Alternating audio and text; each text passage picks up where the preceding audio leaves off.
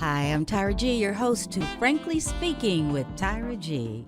Welcome again to our virtual global gathering of phenomenal women and those of you who love them. Yes, mothers, daughters, great and great-grandmothers, fearsome and generous, humble and honest in pursuit of new possibilities. You know, here we dig real deep, but we come up strong. For those of you listening for the first time, every month we explore a new theme inspired by you. Yes, I said you. We bravely walk into places where tradition has told us there's some things you just don't talk about. But not at this table. And no matter how hard judgment knocks, it will not get in. Beloved, here we start right where we are. Every week we experience, educate, encourage, and empower each other. Yeah, we share some aha moments and stories that have been left in our pockets for too long. I am so excited about this month. This is September. This is the birthday month of Frankly Speaking with Tyra G. I could not have done it without you, and you know, the fact that this is a year later, it's proof that dreams can come true. I thank God for remembrance of each and every one of you, for your ideas, for your encouragements, who said, girl, you better get back to that board, when I said, I am so tired. I am tired of being tired. But you know I love you, right? Thank you so much.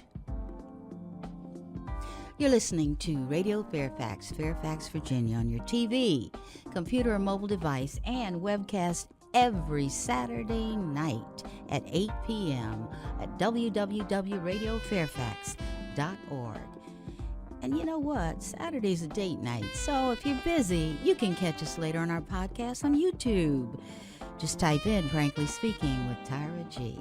And for those of you who like to send comments, questions, or new ideas, you know how to do that. It's Tyra at TyraGarlington.com.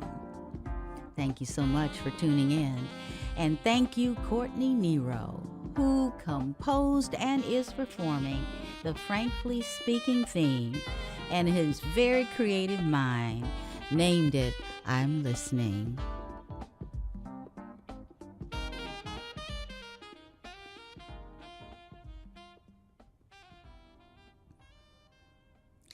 This September, our theme is Bold and Untold. We continue to discover who is seated at our global table. Yes, we're going to walk into lives of our guests through their stories, and we know it is behind our words that our lives speak. You also know that every week I like to create a common thought space so we have a common point of departure. And today we're going to be talking about memory. Now, someone once said we have a mind that experiences and a mind that remembers, and they don't always agree in time and description. Psychologist Sternberg in 1999 said memory is the means of which we draw on our past experiences in order to use this information in the present. What if I pose this question to you? Is memory something you have or something you lose? How do you recall your favorite childhood memory? Do the facts change as you change? If you're over 60, have you ever walked into a room and wondered why you were there? How about opening the refrigerator and wondering why your keys are sitting right there? Now, imagine this.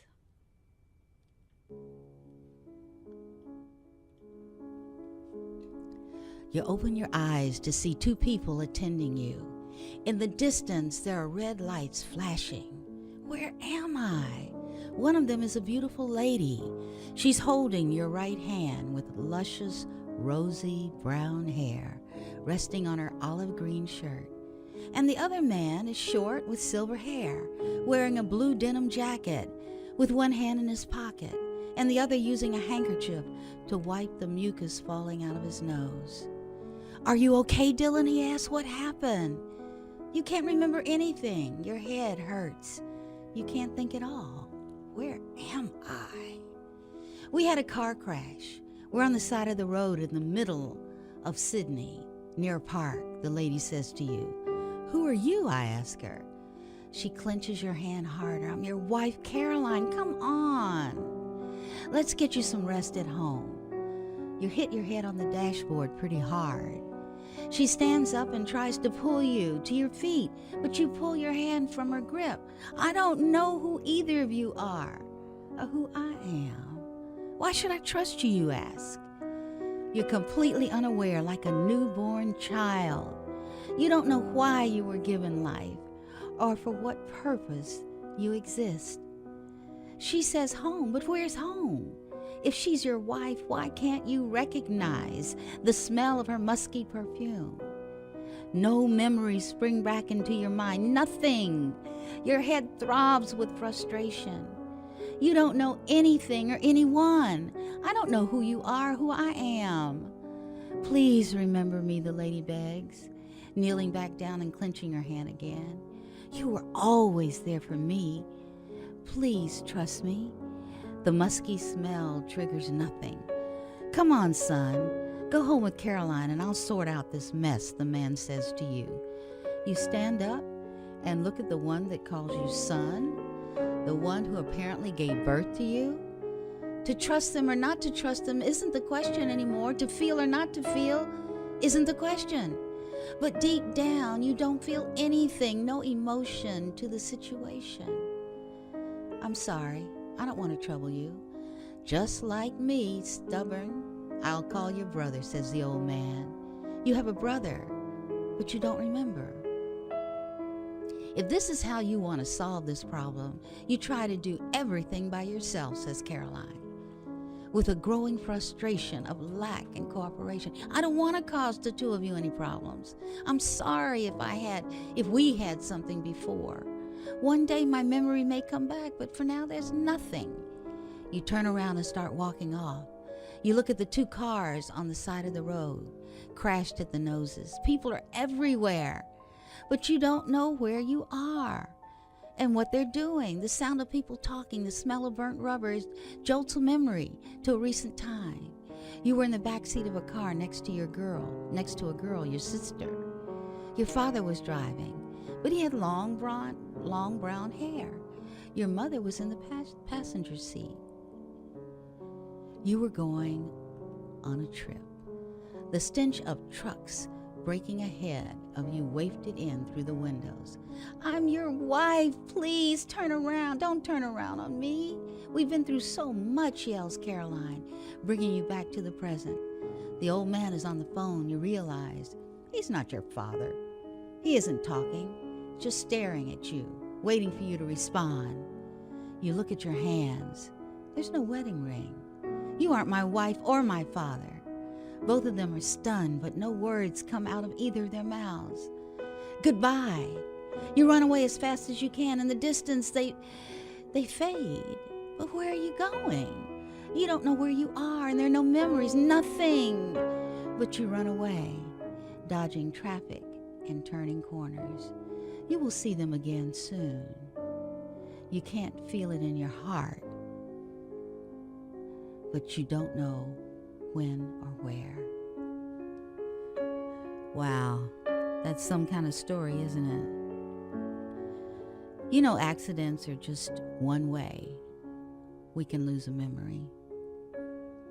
There are many others, and that's what we're going to focus on today. But more importantly, there are things that we do to ourselves that make our brain health less than it could be.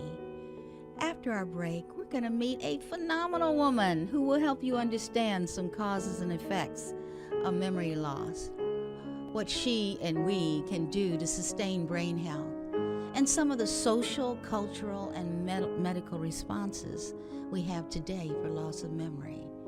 We will hear her life speak as she shares this information with us.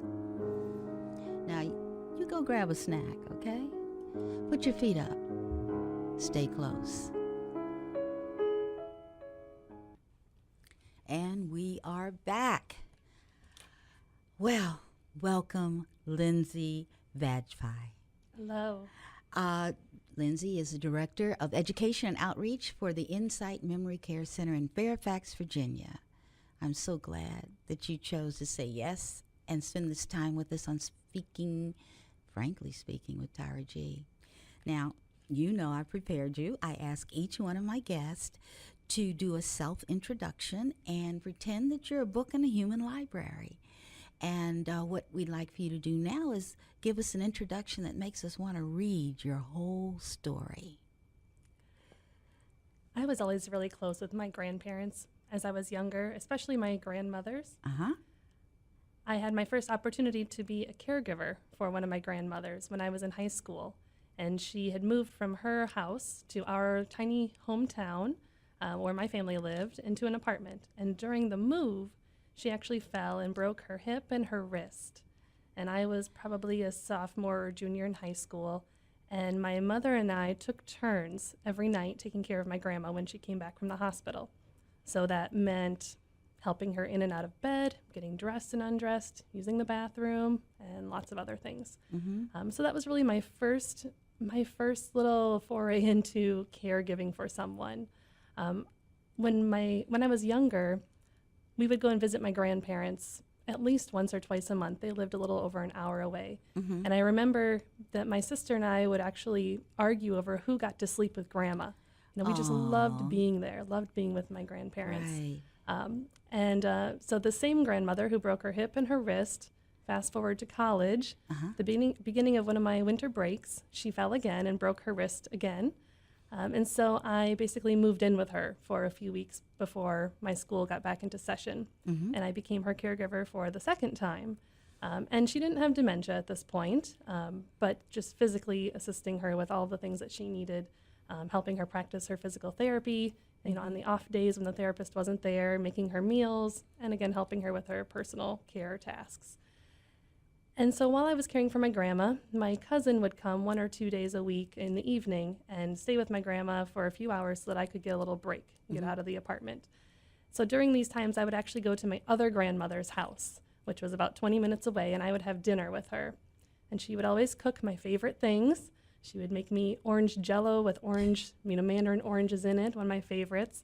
And we would sit and talk for hours and hours. And when I was younger, as a kid, when you're with your grandparents, my sister was there, maybe my cousins were there, my parents were there, you didn't have a whole lot of one-on-one time with the grandparents. So now that I'm in college and I sit and have dinner with my grandma every week, even though she was a very loving person, but she was a little bit stoic. And this really gave us the chance to talk, and I could ask her questions about her childhood and her work, you know, when she moved from her farmhouse to what would be considered the big city for her. And I really, really got to know more about who she was, who made her who she was. And I really now wish that I would have recorded some of that so that I could remember all of the details. But that gave me a chance to really become so much closer to that grandmother. I always loved being with both of my grandparents, and actually my one grandmother, the one who falls and breaks her bones frequently, she's turning 100 in a few weeks. Oh, that's wonderful. So, I know, absolutely. It's incredible. She's my last living grandparent. So when I graduated college, I really wanted to work with older adults. This was just a soft area for me, something that I just felt pulled to. And I started working in a retirement community that had multiple levels of care in Minneapolis. And I was in the activity department, and our office was on the memory care floor.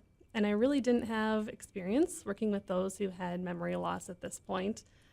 But it was sort of trial by fire, and it turned out I had a knack for it. I really loved being on the memory care floor. I had to work all over the building in different levels of care, but where I really loved to be was in memory care.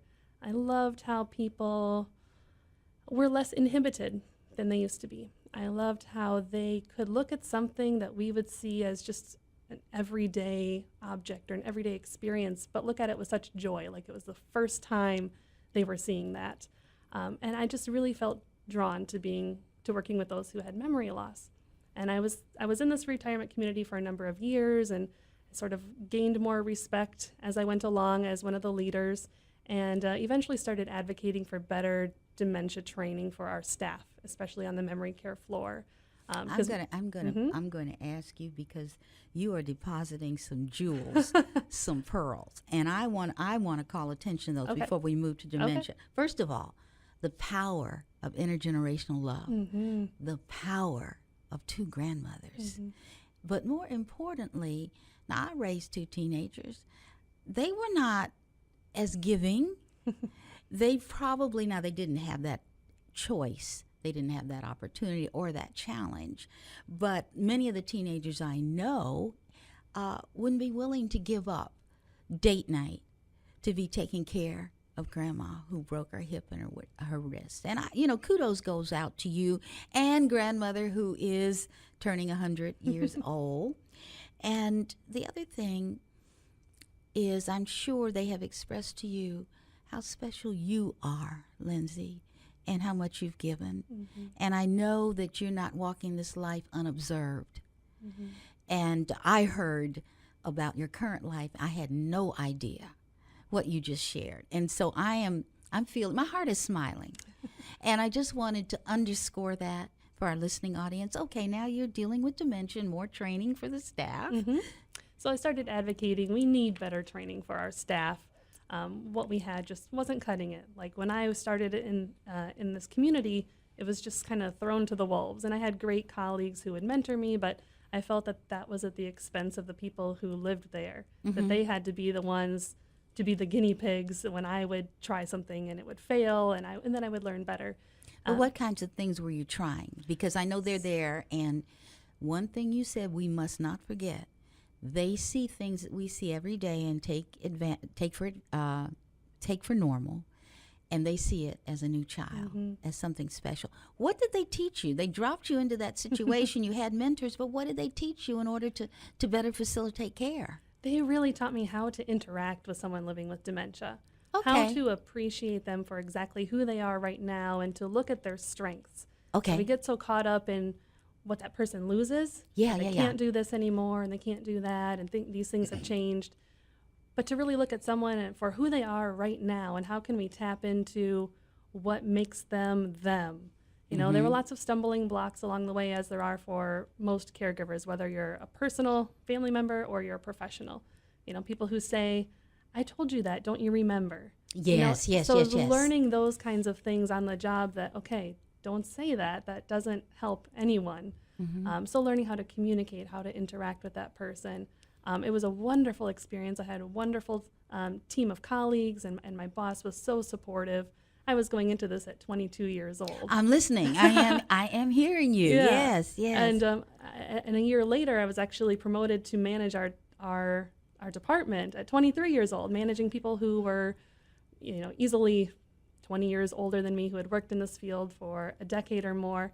Tell us what that felt like. We made a great team. It's easy to be a supervisor when you have such a generous, genuine, caring team, people who are invested in doing the right thing. Right. And so for me, it was more just the organizational aspect of keeping all the balls in the air and keeping The everything infrastructure. rolling. Yeah. And so I started looking for new dementia training programs for our staff. And so I found this program, and 2 social workers and the memory care nurse and myself went to Florida for a few days to this intensive training. So we became what's known as these best friends approach master trainers. So we came back to our community, which was about 300 staff, and started teaching them this new philosophy. So this was my first kind of step into public speaking, something I never would have expected that I would be doing when I was in high school or even in college. But we started training the staff in this approach, how to really treat the person living with dementia like your friend. It's a relationship-centered approach. Pretend like I am a person with dementia. Just role play for a second. How would you engage me? Say first thing in the morning when we see each other for the first time. Tara, it's so wonderful to see you this morning. How are you feeling today? I'm not sure. Oh, well, I'm here with you. You look wonderful. Let's get up and ready for the day. I know how much you love to get out in the sunshine. Oh, I do. And have your cup of coffee. I've got it all ready for you with some cream and sugar. Okay. Let's go together. That's wonderful. Okay. So rather than treating someone like a patient, okay, time to get up now. Let's go. What do you want to drink? We find different ways to interact with that person where you build a relationship, where you know that person, you know what they like and what they don't like and how to communicate with them. And you use what we call knack. you're patient and you're flexible and you use humor and you're living in the moment and all of these skills to better interact with someone. Right. And so I did training for our staff and then eventually moved from Minneapolis to Washington, D.C. for my husband's job, and stumbled across this job opening for the Alzheimer's Association, who I had always, greatly respected. And I always had worked in the nonprofit world and wanted to continue that. And so I worked with the Alzheimer's Association for a few years. And of course, I got to continue working with those living with dementia and their families, which is my passion. But I also learned so much more about research and advocacy and how to partner with others in the community and how to think strategically and big picture, and had a fabulous experience there. And then almost a year ago now, moved to Insight Memory Care Center, which is a much smaller nonprofit, where I get to continue this teaching in the community, teaching family members, teaching professionals, facilitating support groups, doing consultations, getting people connected to resources, but more in my own backyard, close to where I live, working with a smaller team of people who are just so dedicated to this cause. So when you were with the Alzheimer's Association, what is their mission? What was their vision, their mission? What did they do? Did they support nonprofits like the Imaging Memory Care Center? I'll get it right. Insight Memory Care Insight. Center. Thank you. See, there it is. There it is. Insight. What did they do and what did you do there? At the Alzheimer's Association, I actually worked in Montgomery County in D.C., and I would teach our public education classes. So I would go to churches or assisted livings or businesses or any place somebody wanted to learn. And so I would go and teach, and I would train our volunteers to go out and facilitate support groups for caregivers. Okay. We started the first memory cafes in Montgomery County, which is an opportunity for that person with early stage memory loss and their primary care partner, their spouse or their adult child or whoever, to get together with other people who are going through the same things and get to know each other, get out of the house, have some fun together. So I was really proud of starting those memory cafes in Montgomery County, and glad to see that in Northern Virginia we also have memory cafes run by a number of different organizations. But the Alzheimer's Association was a wonderful opportunity to connect with others, to learn how to work with government entities, like your area agency on aging, to learn how to partner with private businesses, with home care agencies or nursing homes, or even elder law attorneys, financial advisors, everyone who's trying to serve these families. And how can we collaborate and really magnify our impact on the community? I find three things as I'm listening to you. Connection. I used to do Meals on Wheels for a few years when I was working in Fairfax County. And the one thing I noticed, because they were the geriatric population, how much joy a knock on the door. And I realized I got to hoping that they would be there, and I would kind of check up on them.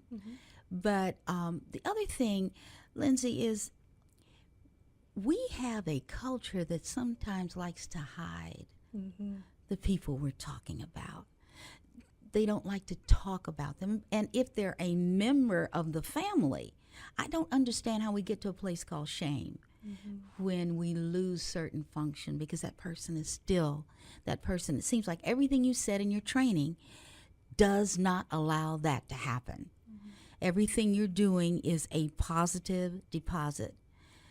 Do you get, working with the families and the training with these schools, et cetera, do you get pushback on your approach?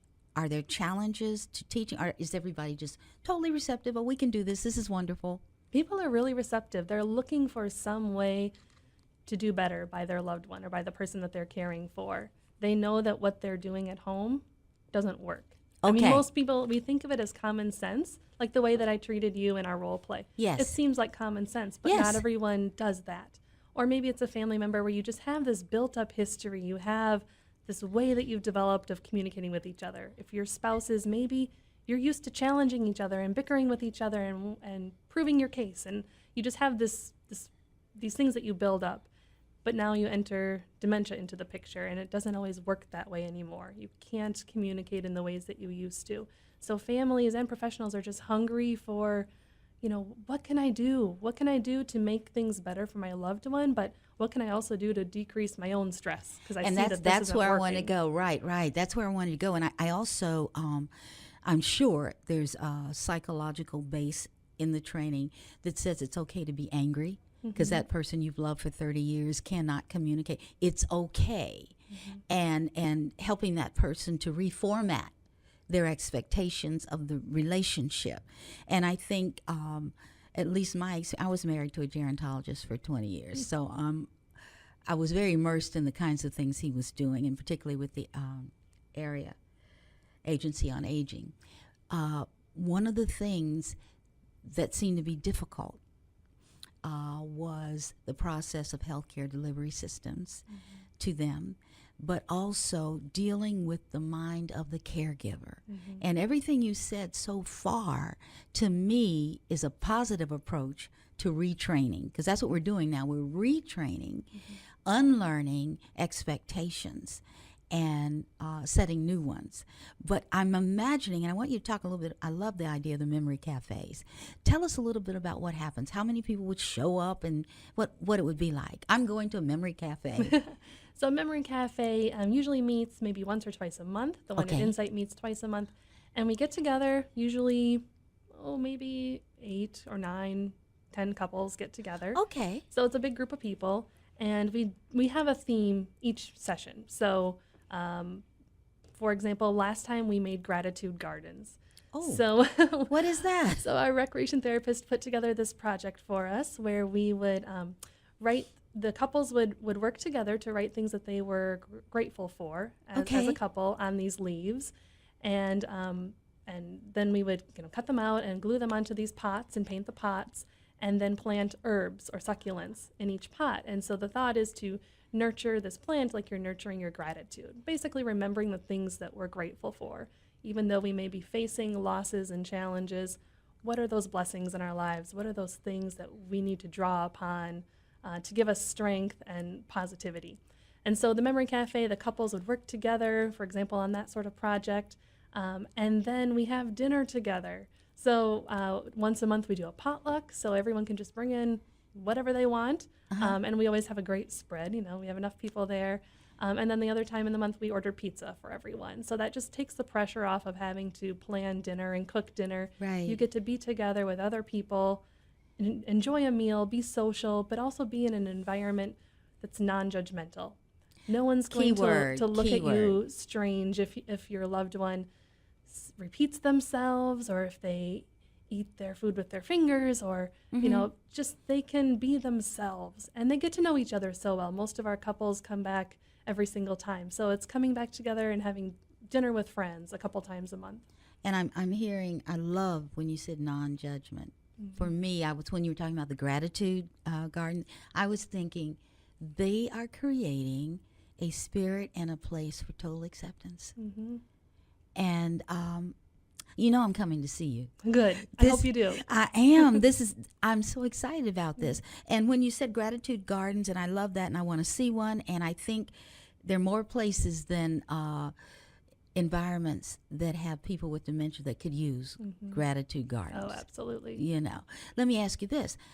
Faith, is there an outlet for faith, say at Insight Memory Care? How do they address that? There is. So everyone's, spiritual connection is different. What is it that brings them spiritual fulfillment? Actually, one of our recreation assistants is a pastor, and she and one of our participants just started a spiritual group. So I think once a week, every week, they meet, and other participants come together who are interested in this, and they basically do some Bible reading, and they do some hymn singing, and especially those familiar hymns, the things you've been singing since you were a child. And they can reach that and grab that. Yes. Yes. And the Lord's Prayer, and the things that people you've been saying, it's in your long-term memory. And for others, maybe it's not religious. Maybe it is gardening, being out in the sunshine. We have a little patio area outside, so we spend a lot of time outside. We do gardening, potted plants together. And for others, maybe it's music, or maybe it is just connecting with other people and feeling accepted, feeling loved, feeling connected. One of the things that happens when someone has dementia is they tend to become disconnected from other people. Their relationships are changing. Their ability to initiate an interaction with others starts to change. And so one of the things that we try to really nurture at Insight is to get people connected. That people are coming to the, I'm talking about the day program here, they're coming to the day program to see their friends, to see people who love them just as they are, who have things in common with them. And so just meeting some of those spiritual needs by feeling connected and feeling part of a greater society. Well, that's what it's all about, the connectivity and the intimacy. The spirit, that is wonderful. Now, I have a question that's been burning in the back of my head. Do you have residents at Insight that don't have family members coming as frequently as maybe would be wonderful for them? Do you have situations like that at all? Well, Insight is really unique as a day center that people come for the day and they go home in the evening. Okay. So they come, maybe we open at 7:30 in the morning, so maybe they come whenever. Some people come at 9 or 10, and then others will come later, and they'll leave by 5:30. So Insight is a good option for people who are living at home. Gotcha. And by the time they're in our day center, they're no longer safe to live on their own. So they're I either gotcha. living with their family members, Yes. or their family is staying with them, or they have home care or some other kind of option. Which is interesting because what the research is telling us is the whole option of aging in place is a lot less expensive than institutionalization. And that's the good news. So now we've heard of one option, social and cultural and medical option for people who have dementia-related issues, a place for them to come and be loved up on and share friendships and give a respite. Yes. That's important. That's so important. Give a respite to caregivers. And if it's adult children who have marriages and other children, they need times to keep the family unit together as well. So I love that. Yeah, and it really does give those caregivers a break. So some of the family caregivers are working still, so they might drop their loved one off and head off to the office for the day.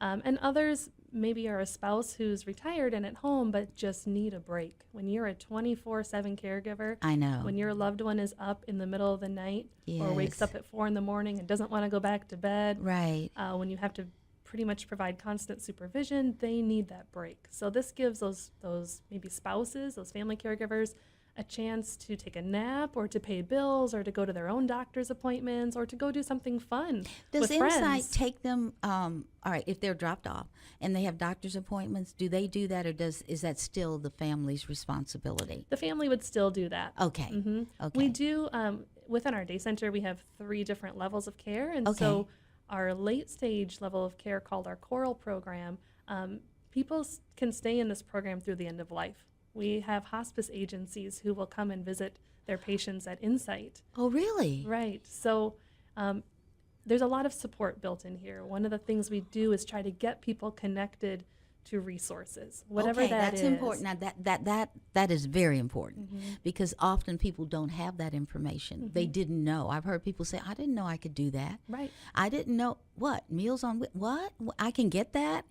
It doesn't Exactly. cost me. Yes. People want to age in place. They want to stay in their homes through the end of life or for as long as possible, but they don't always know about the supports Right. that could help them with that, whether it is Meals on Wheels or a day center or at the end of life, hospice. Well, see, now that I didn't anticipate, and it's my fault, that Insight would have that service.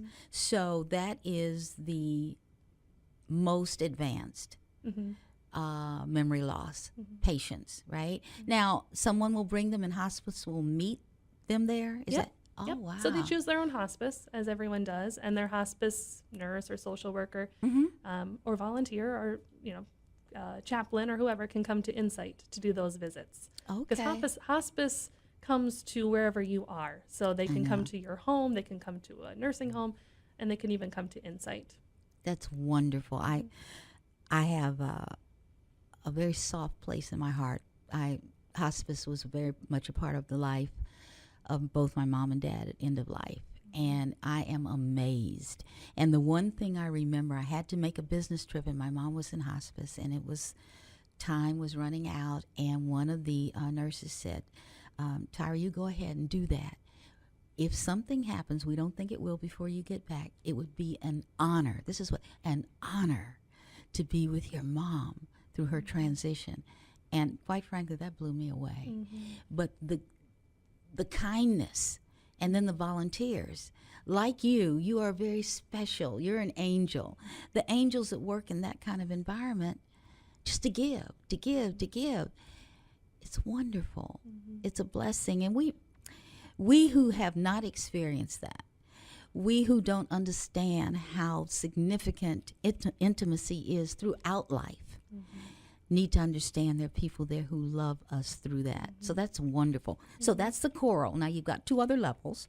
Yes, so we also have what we call the Blue program, which is the highest functioning part of the day center, which is really more like the latter part of early stage dementia to the earlier part of middle stage, if that makes any sense. What kind of symptoms would they have? So in the Blue program, that would be people who are starting to need more direction with, for example, finding the bathroom. Okay. People who are more at risk for wandering, maybe not being comfortable being in one environment and might be at risk for trying to leave.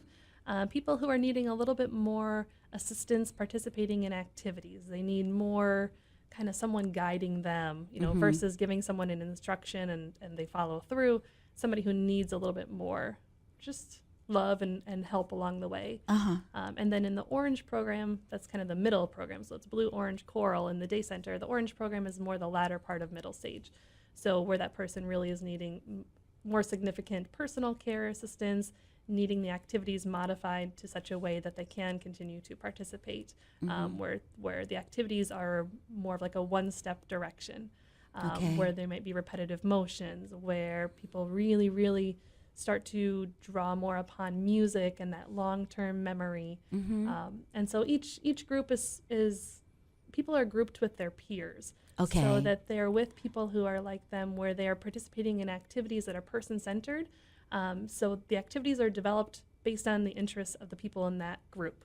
Okay. So we have, it might be Carol's flower arranging group. Because Carol might be a participant who loves flower arranging. So we give her that kind of ownership of the group, give her that leadership role. Okay. So we help put things together and make it appropriate. Staff-wise, are there specific skills needed at each level, and are they trained like that and then allocated to Coral, Blue? Is that the way they do it?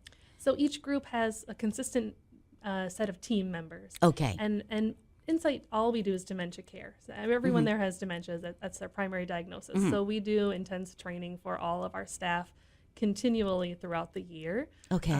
And so in addition to having experience with those with memory loss and the training, we look for kind-hearted people who really want to do this kind of work, who are called to this, who aren't just there it is a to get a calling. paycheck. That they're there because they love these people like I do. Yes.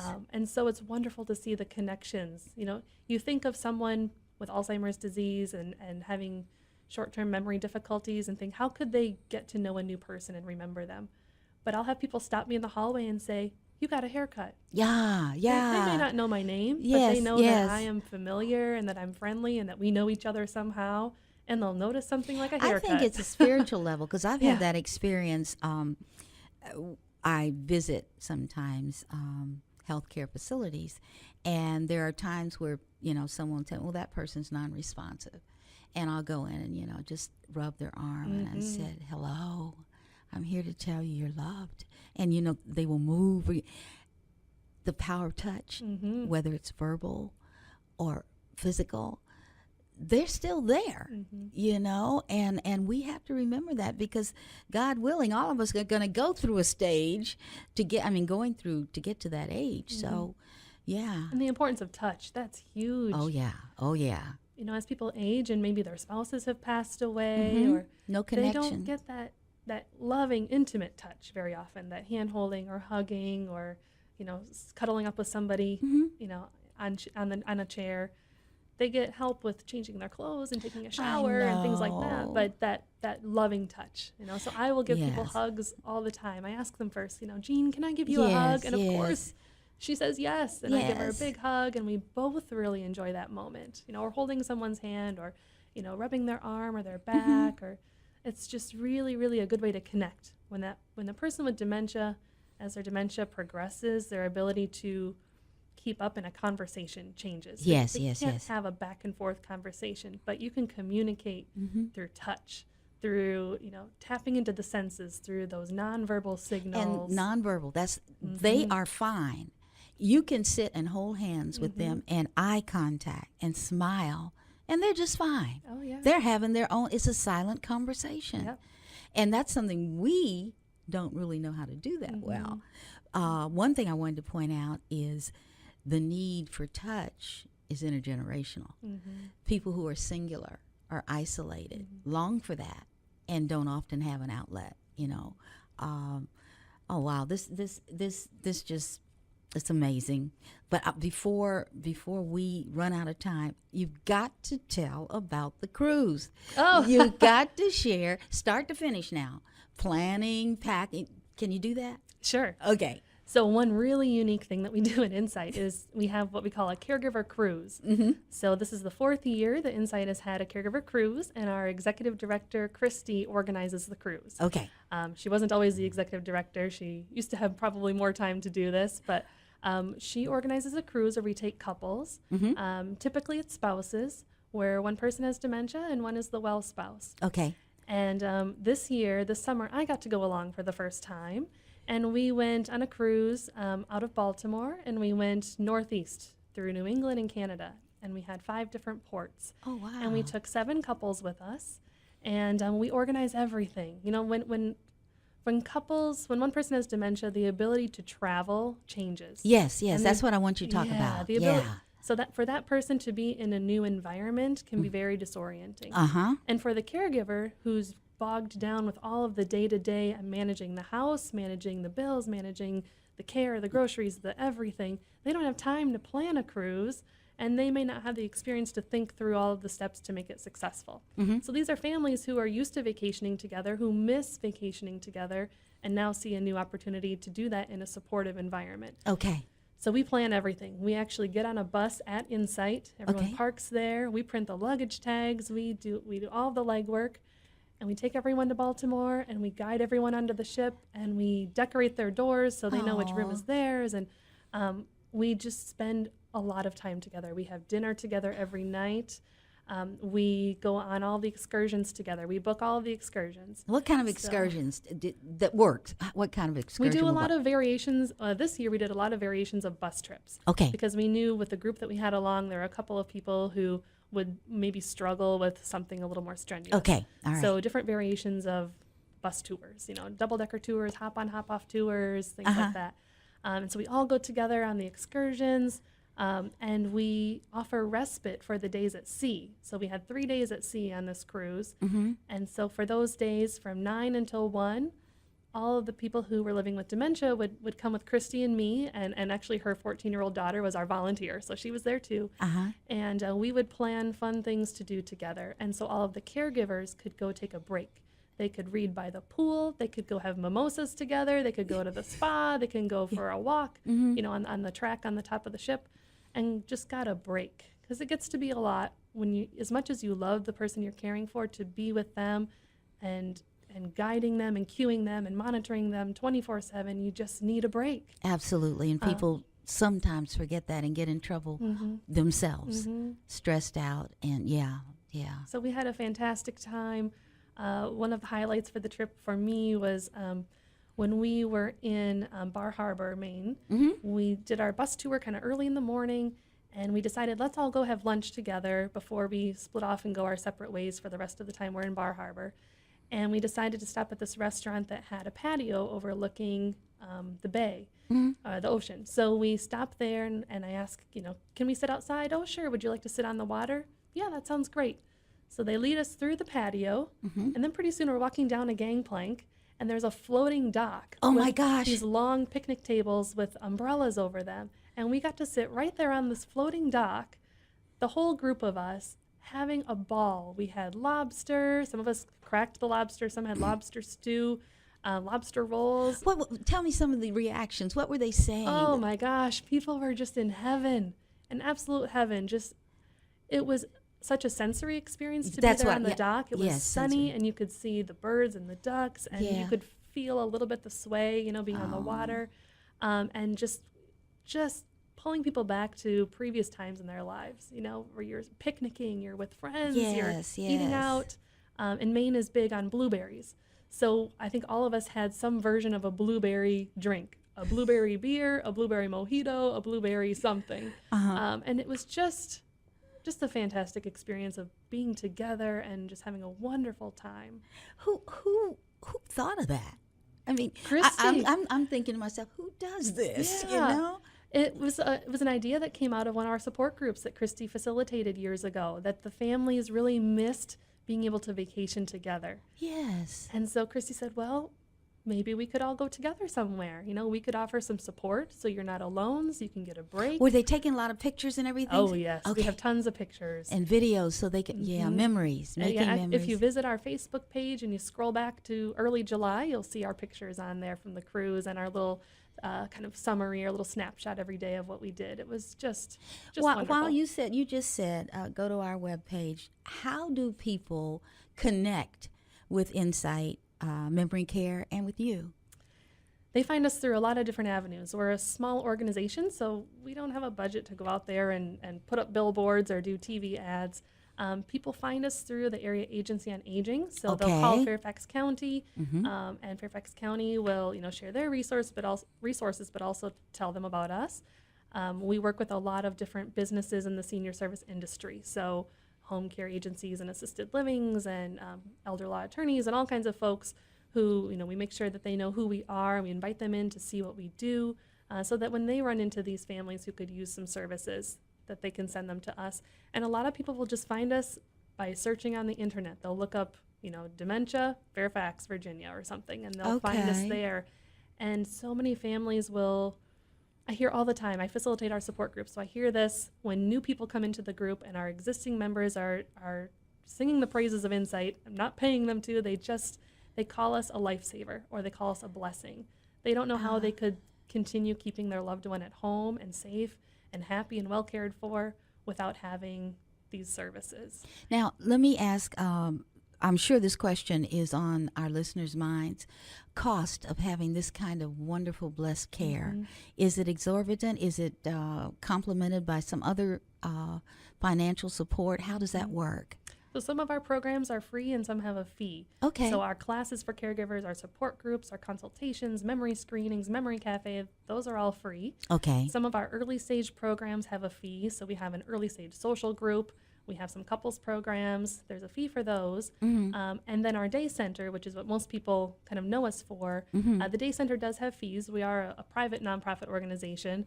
And so depending on the level of care that someone needs and how many days per week they come to the center, there is a fee. So that might be anywhere from, I would say on the lower end, if you needed the least care and you came 2 days a week, somewhere around $1,200 a month. And if you needed the highest level of care and you came 5 days a week, it's somewhere around $3,000 a month. Okay. But we do have a financial assistance fund. So if there are families who, need the care but couldn't pay the full fee, they can apply for the financial assistance fund. We do a big fundraiser in October called Paintings and Pairings, and it's a big dinner and silent auction to help us raise money to offset the costs of care for these families. And some people have long-term care insurance, so that also can reimburse them part of the expense of coming to the day center. And it's true that it's not inexpensive, but it's also much less expensive than moving into a memory care community, like an assisted living. I know, and a lot of people, and people my age, that should be looking at options because unless you're extremely blessed, you will need certain supports as you age.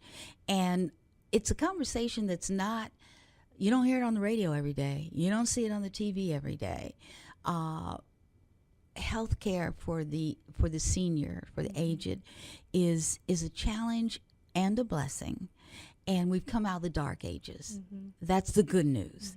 And we have options like Insight. And there are other facilities that are residential facilities. And the cost, yes. But you have to plan. You have to plan. I want you, I ask you to do something, as I ask each of my guests. And you were kind enough to say, of course I'll do that. That's not really what Lindsay said. If you must know the truth, she's going to, I don't want to do Are you that. sure? Would you read your letter to your younger self for us? I will. Okay, darling. Dear younger Lindsay, how can I write this letter to you, my younger self, when I barely feel grown? I feel I have so much growing to do, confidence to gain, things to learn, goals to accomplish, love yet to give. Then other days, you, my younger self, feel a million miles away. My life has changed in ways I never expected. Leaving my teeny tiny hometown and moving across the country with my husband. What they say is true, opposites do attract. I could never have imagined the immense love that I feel for my 2 small children.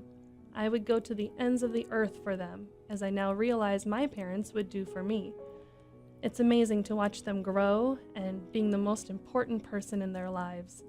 Our extended family, including your future in-laws, have been blessed with good health and love for each other, even when we don't always agree or don't get to see each other very often. I've learned so much from our parents and grandparents. Stay close to them. They'll teach you and challenge you and show you their unconditional love in 1,000 different ways. The world is a complicated place, full of wonderful and interesting people from every culture and walk of life. And the world also experiences heartbreak and pain over and over again. You will see difficult things, and you'll hear painful stories. You can and will take these and use them as motivation to do good in the world, even in a small way.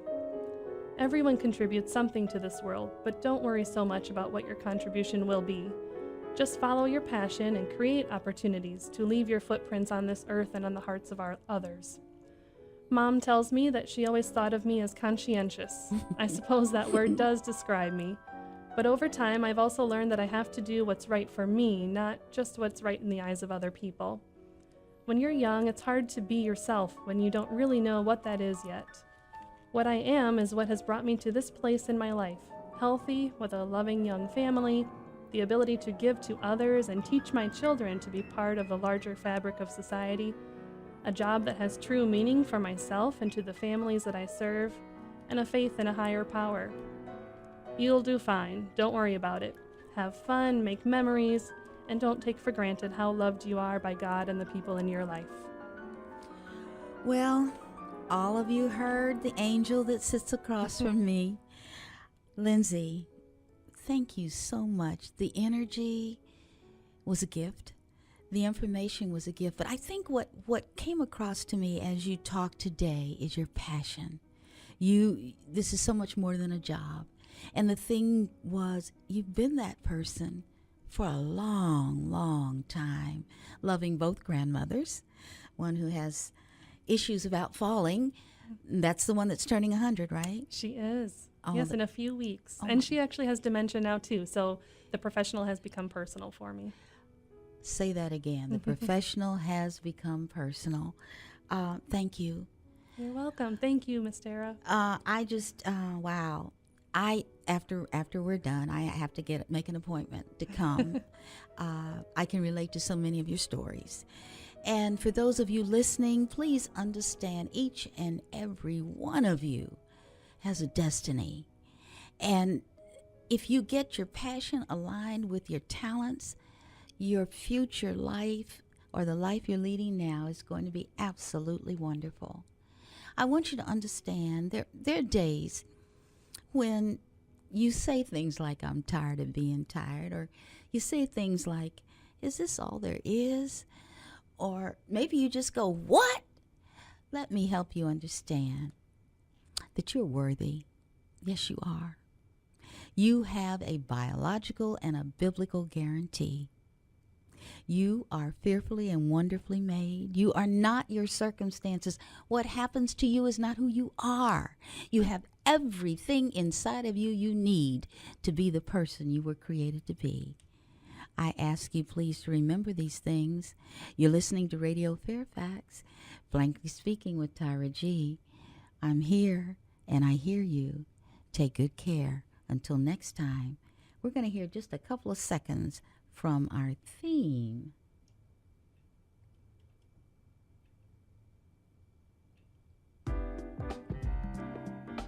Take care now. Bye-bye.